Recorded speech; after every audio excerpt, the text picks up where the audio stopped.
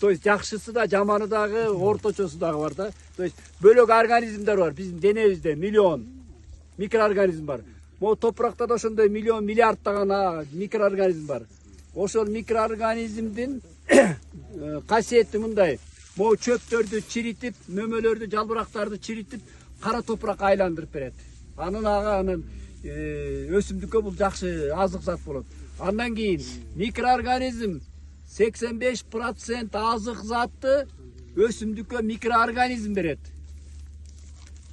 15% өзү механикалык түрдө өзү суу менен суунун составында сууда эриген түрдө өзү ала алат. 15%. Анан химиядан селитра уу, аммиак уу, ошону могу жерге бергенде бул жердеги микроорганизм баары кырылып калат. Анан өсүмдүк наркоман болуп калат.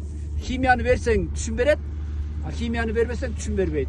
Потому что ал 15% менен химияны эле алып калат, а тиги өсүмдүккө бере турган микроорганизм жок болуп калат дагы, ал өзү ала албаган